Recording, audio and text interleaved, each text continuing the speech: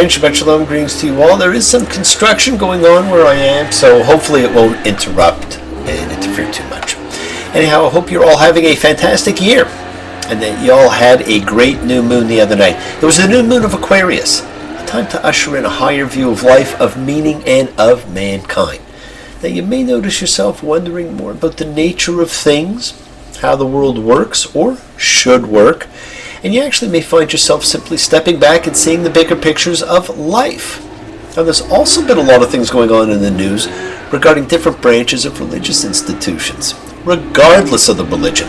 Why, just the other day there was some rumbling from the more conservative leaders of the Catholic Church calling into question whether the current Pope can make some of the changes he's talking about making.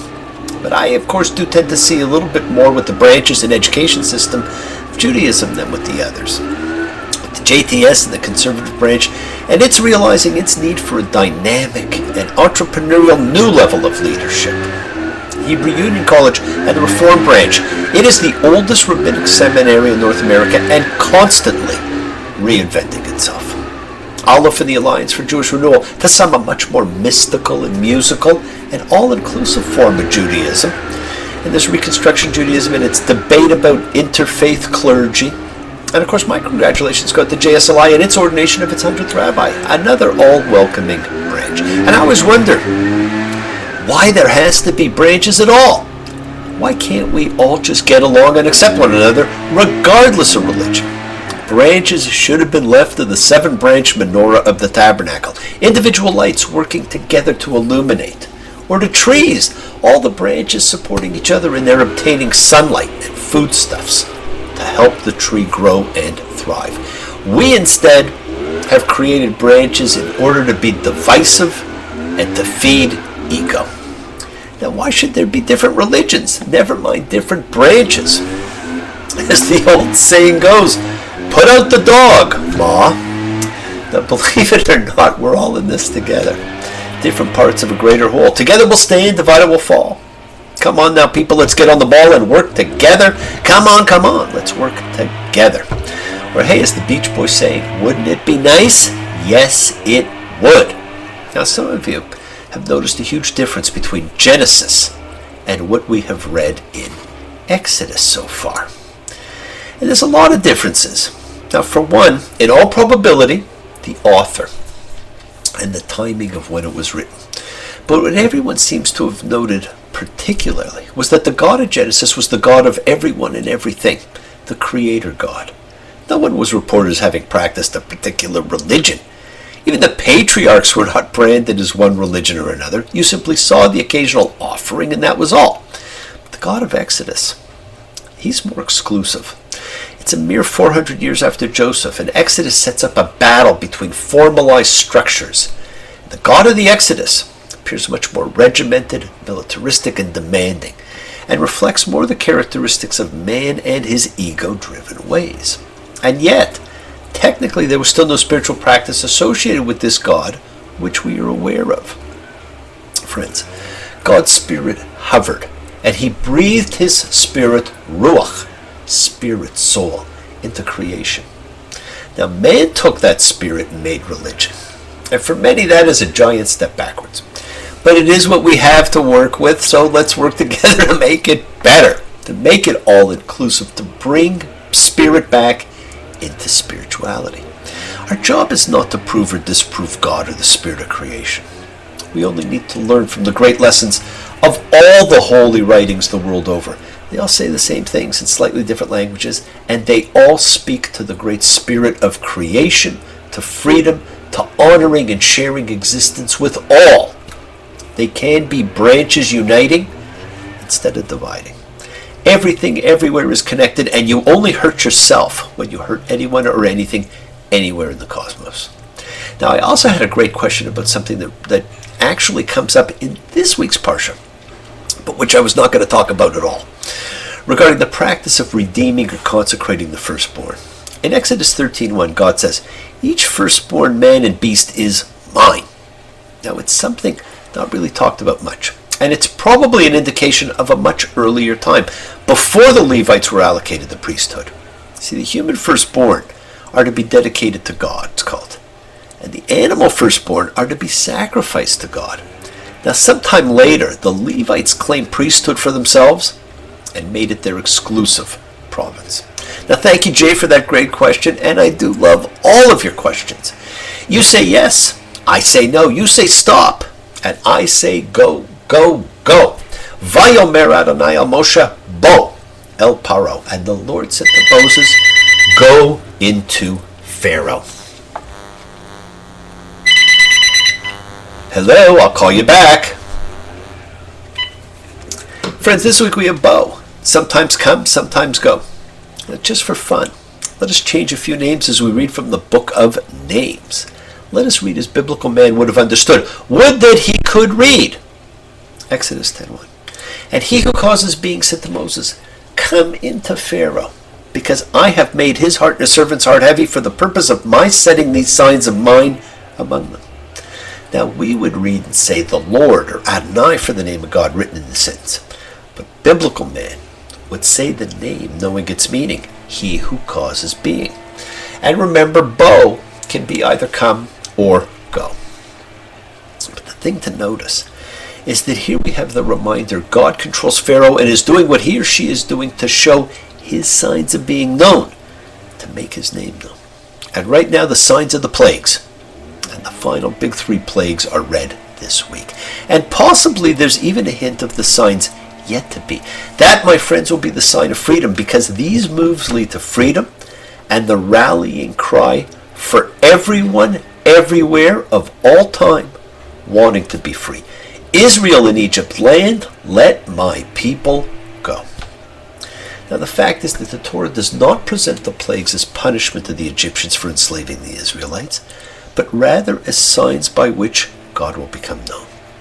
God states, I have made his heart and his servant's heart heavy for the purpose of my setting these signs of mine among them, and for the purpose that you will tell in the ears of your son and your son's son about how I abused Egypt and about my signs that I set among them, and you will know that I am the Lord.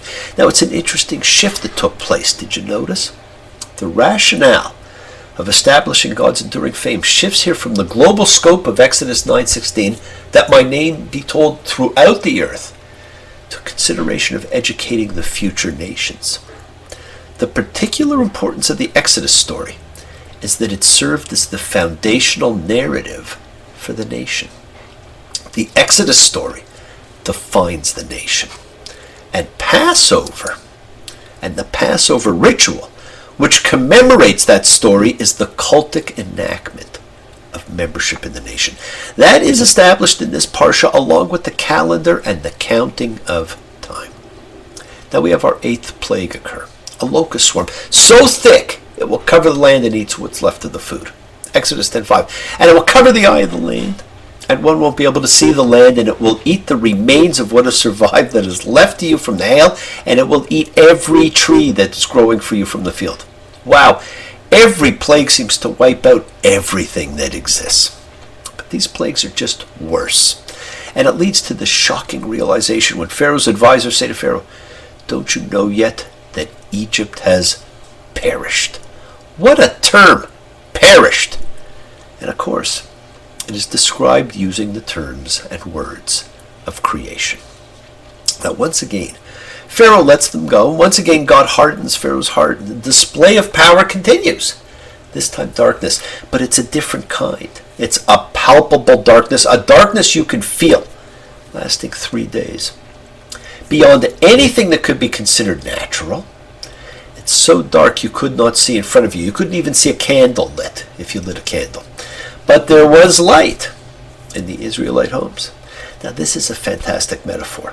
Those who struggle with God but follow him have light. Those who live under fear stay in darkness. How do you live your life? How do you want to?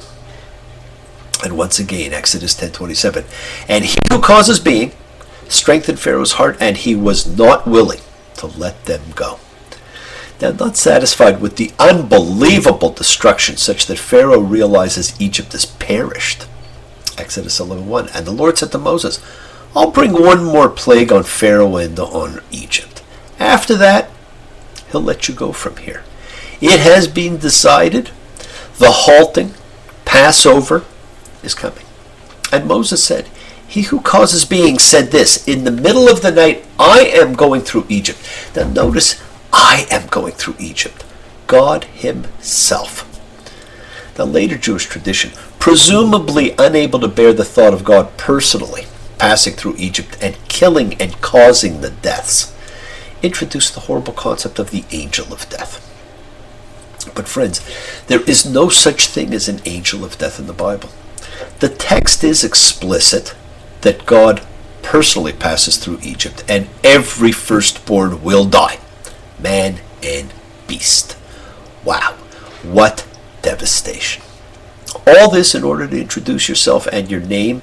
Remember, this is not done as a punishment. That you may know how the Lord sets apart Egypt and Israel, or how he who causes being sets apart the land of constraint from those who wrestle with God. What a fantastic sentence. And friends, the Hebrew for the exodus from Egypt is Yetziat Mitzrayim, the going out from Egypt, the going out from constraint. Across the straits, around the Horn, how far can sailors fly? A twisted path, our tortured course, and no one left alive. The salty dog. Now Moses then crosses a line he will cross again later, one that will result in his exile and his death.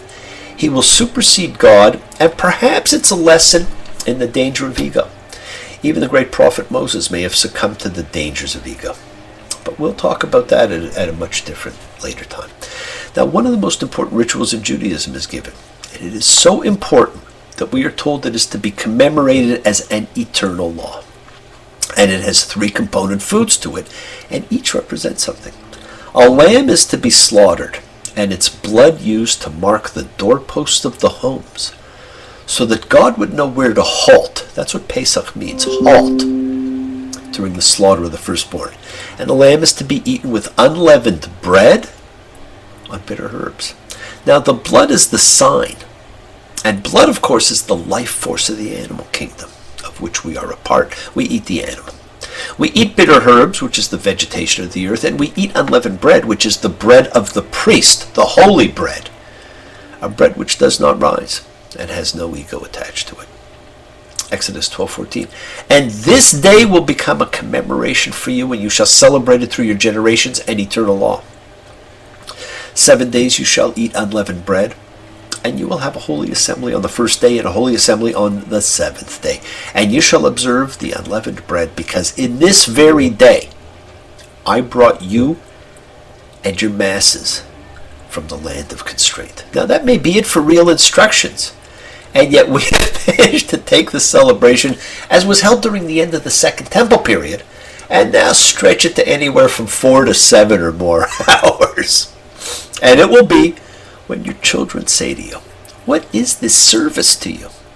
That you shall say, it is the Passover sacrifice to he who causes being, because he halted at the houses of the children of those who struggle with God in constraint, when he struck Egypt and he saved our houses. Now, of course, the stories that we were told and the things we read do not always seem to jive. Some of what you read must have been added hundreds and hundreds of years later. For example, an instruction about what to do with your slave during the ritual does not seem to go hand in hand with the story of freedom from slavery. Somehow slaves owning slaves does not work. Neither does leaving in a hurry, but stopping to make sure you gather up and take all of the spoils of Egypt with you. And of course, neither do the biblical numbers of people involved. But what is crucial is we are to remember this day on which you went out from Egypt, from the house of slaves.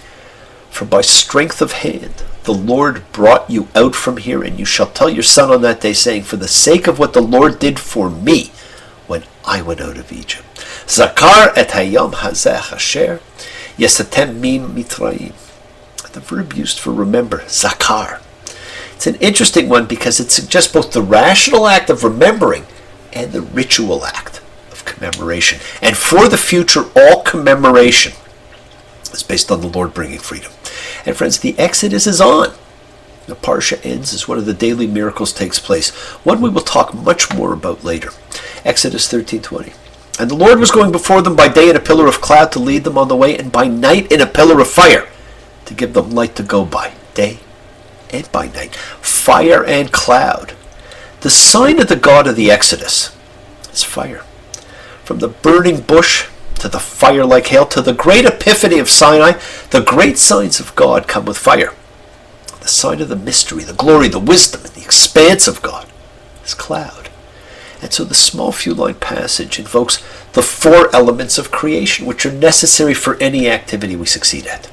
As God took the people by the sea of reeds, invoking water, to the wilderness, invoking land, by column of fire, invoking fire, enveloping them in cloud, invoking air, the four cornerstones of life and creation. The world is sacred, my friends. So is everything in it. Express your gratitude, light a candle, make a wish, celebrate your life and the lives of those that you love. Share your feelings with them. Live free, be free, honor your freedom, be well, be happy, be blessed. Share and honor the light, and all who live in the light continue to shine. Continue to send everybody you know goodwill and love. Pray for peace and freedom for everyone, and end to terror and hatred. Remember, friends, we are a community. We learn together, we celebrate each other, we love each other. We share this ride together, men and women equally. Let us send out love, not fear. Send out peace, harmony, good healing to all who need it. And please do, learn to forgive, learn to love, follow the call of the Exodus, the call of freedom, and with it the most sacred holy day in the Bible, the day of freedom. The journey's yours to enjoy. Break free of the dogma, change the way you're thinking. If I told you what it takes to reach the highest high, you'd laugh and say nothing's that simple. But you've been told many times before, Messiahs point you to the door. No one had the guts to leave the temple. I'm free. I'm free, and freedom tastes of reality. Taste reality, my friends. Bless you all. Have a fantastic week, a week of love and healing and thanks and peace. The light is increasing in your life. Let's keep lighting the lights and miracles. Keep dreaming. Congratulations to all you freedom fighters. Thank you all for joining me. Shabbat Shalom. Take care. Bye.